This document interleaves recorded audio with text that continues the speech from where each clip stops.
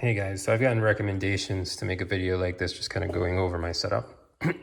So I figured I'd just kind of dive in and give you a more in-depth detail of what I have going on with the Vendetta. So as far as the power system, I'm running a 1515 2200 kV paired with a Monster X 8S.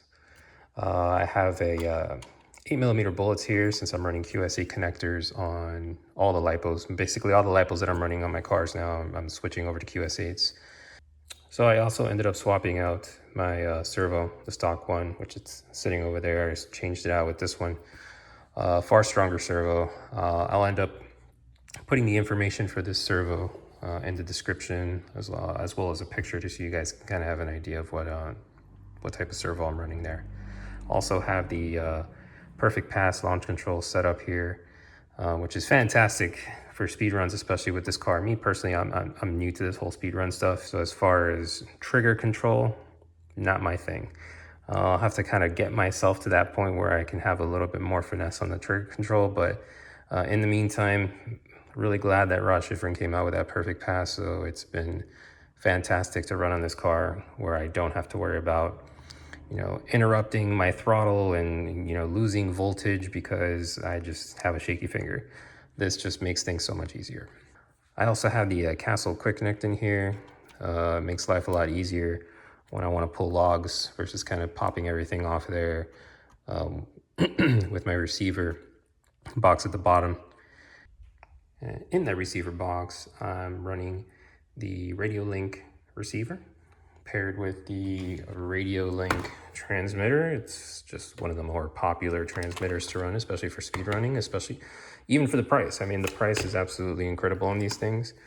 When I picked mine up, I know the price has gone up a little bit, but when I picked mine up, I think I paid like $80 out the door with the actual receiver that comes with it. So great transmitter if you're interested in picking that one up. Again, I'll provide that in the description. Let's see what else. I'm also running this carbon fiber chassis brace, and diving in a little bit further in the chassis, you'll notice that is not what you would find in the stock Vendetta as far as a drive shaft. That is a Knees RC drive shaft. It is heavier. It is, I believe, steel or aluminum. I'm not 100% sure, but it is a heavier drive shaft than the stock one, being that the stock one is plastic. But as far as the type of performance that I'm getting from this drive shaft compared to the stock, it's just night and day. The car rides so much smoother, feels fantastic. So highly recommend picking up that drive shaft if you can. And I'll provide his information, his Instagram, where you can get in contact with him if you're interested in picking up a drive shaft like that.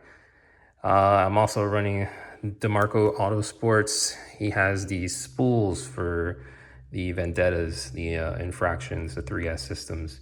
Honestly, they're just fantastic. The build quality on them is amazing as well. It's an aluminum spool. Haven't run into any issues with them at all. Let's see what else here. Still running the stock motor mount system. Just a little heads up, I'm not going to go into detail as far as like my gearing and what I have set up, but when it comes to setting up the gearing in here, I can tell you right now, you're going to have limitations as far as the pinion and what you can go, unless you're actually planning on cutting into the motor mount system. I think the maximum you can go in there is roughly around 32 teeth on a pinion. And that's about it. If any bigger than that, maybe you can fit a 33. But I think once you start getting into like 34 and up, not that you would really want to push this motor to that, but if you were to want to go with a larger pinion gear, like a 34, 35, you'd actually probably have to start cutting into this motor mount to get that to fit. But just moving on from that, let's look at the chassis itself more. Let's start from the front. I do have a carbon fiber splitter here that I picked up off eBay. Again, I'll provide links for all the parts that is on the Vendetta. Let's see. So I have this weight up here up front, and this weight is to help with blowovers. This car is notorious for having blowovers. I've actually improved on that a lot, and I'll jump into the suspension setup, which that's one of the biggest reasons why I don't have many blowovers at all with the Vendetta now. But I try to do what I can to make sure I don't get that, and adding this weight up front is a huge improvement on making sure that doesn't happen. So what I did was I picked up a steel bar, and I'll show a picture of what steel bar I picked up. I picked up from Home Depot. And what I did was I cut 3-inch sections, and those 3-inch sections give me roughly around 74. So I kind of mark all the pieces as far as how much weight each one gives me, but this one gives me 74 grams of weight. And I just kind of put that in the front, helps keep the car down in the front. So again, super helpful. So now let me talk about the fueling that I'm providing the Vendetta.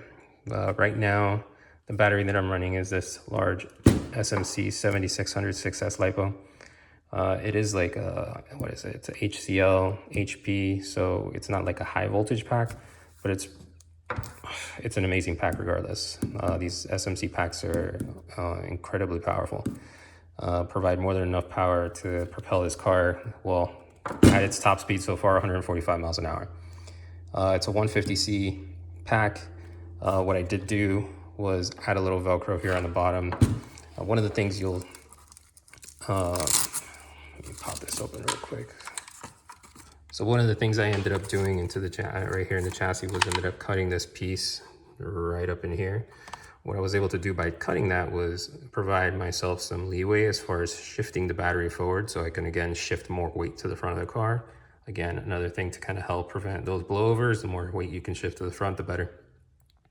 So that's pretty much what I ended up doing. I just have one strap up here in the front. I removed the strap that's normally back here. Again, cut that piece, added some dual lock here in the front to kind of get the battery from not moving around. And with the strap and the dual lock, it works out perfectly. So, all right, moving on. So I have these side skirts here from AJC Mods that I picked up from eBay. Those were priced for 30 bucks, not a bad deal. Highly recommend picking up a set of side skirts, because when you use the stock body, me personally, I like making sure that the body is taped and held on tightly. So these side skirts actually help that out a lot. Let's see, so also next thing up is my axles. I'm running GPM axles all the way around. Highly recommend using this spring clip. Those pins that go in from this side of the axle to this side on these cups, they are susceptible to popping off, so these spring clips are actually really good as far as keeping them in place. I have heard of people actually just kind of dropping a drop of glue inside to kind of help prevent that pin from popping off. I haven't done that, haven't felt the need to do it, but who knows? If it becomes a problem, then I'll probably do that as an option. But either way, these axles, really good axles, just make sure you put in that spring clip. And coming up to the front here, you'll notice my suspension is not a traditional suspension at all. I'm running no springs in this car. I'm running turnbuckles. So I'm gonna have turnbuckles up in the front so the car does not bottom out. And I have these set at a specific height on both sides, so the car is pretty much balanced. And I also have that same setup in the rear. So you'll notice when you look at the car, it sits in a lower angle of attack. I don't know if you can tell from the video. I'm trying to kind of move it as low as I can, but this definitely prevents the car, again, from blowing over, because that's one of the biggest issues with this car. And it stiffens up the rear to the point where you have very little play. So there's no way that the rear of this car is gonna ever get lower than the front. It's just not possible. What I do recommend though, is because this is a complete plastic chassis, this isn't like picking up a Limitless or a larger infraction at a 1/7 scale, where you have all these metal components and stuff like that, which stiffen up everything. Plastic tends to just bend over time. You just have to kind of keep an eye on it, and every time you decide to go out and make a run, just make sure that the flex in the rear is just not deteriorating, or just not getting to the point where it ends up getting lower than the front. So you just have to check it every time, because if it means that you have to open up these turnbuckles in the rear, maybe raise them up a little bit more, then do it. Again, for safety purposes and for the sake of your car, it just makes sense to just double check that before you make a run. If you have to lift up these turnbuckles, lift them up. All right, jumping to the wheels. So currently I'm running GRPs. I'm running these XM5s. I'm kind of sticking in the middle with the XM5. only because the weather kind of fluctuates here, and I kind of rather have something that kind of sits in the middle versus something that's too hard or too soft. So I just kind of pick something that's right in the middle, and it works out perfectly for me. I know people have like this love-hate relationship with GRPs because they tend to blow.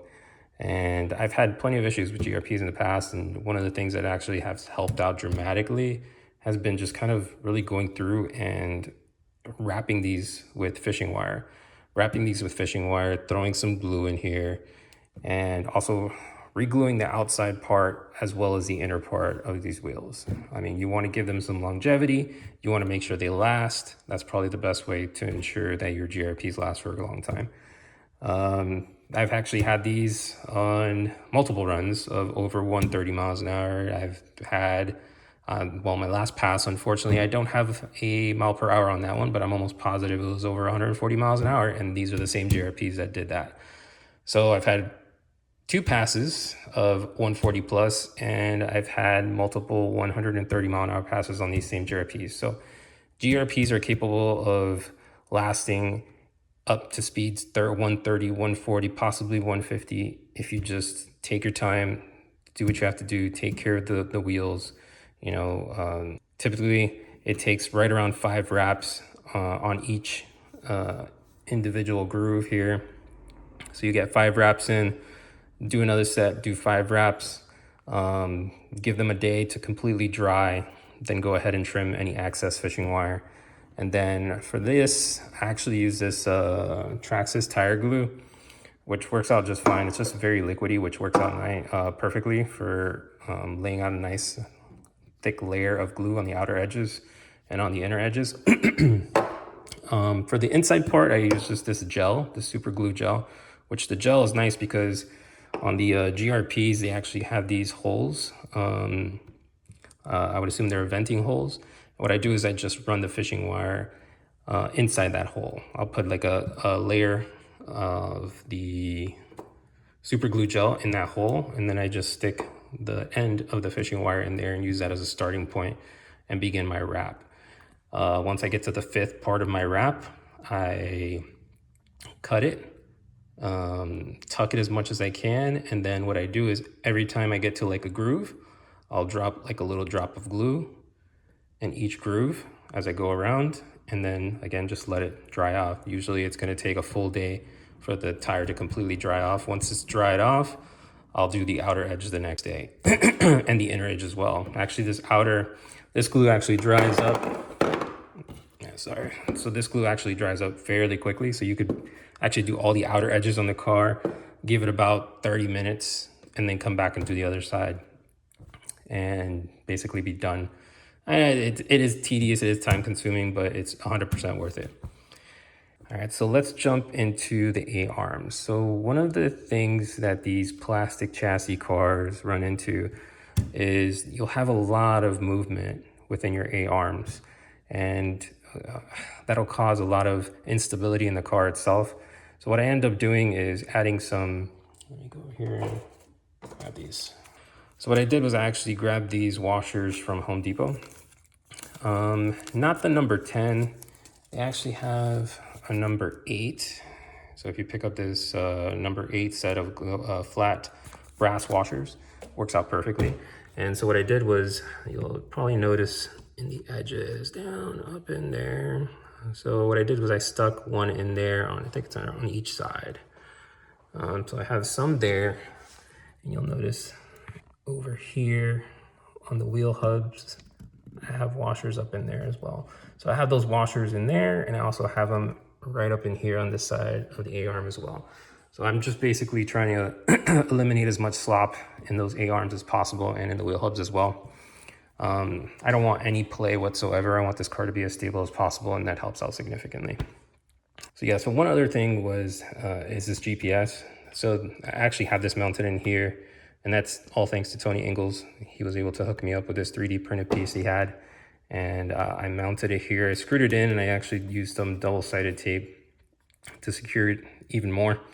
But I would normally just kind of stick this GPS in the back, which not a very good idea because it holds it in place, but it's not a good idea because it can just pop out if you lose control of the vehicle or if the car does flip.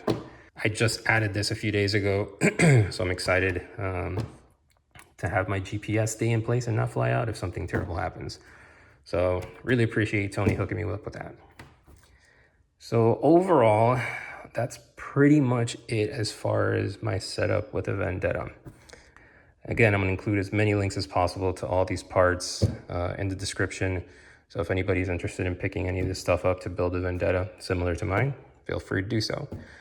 Again, if you guys have any questions, feel free to drop them in the comments down below. And I'll catch you guys in the next one. Thanks for watching.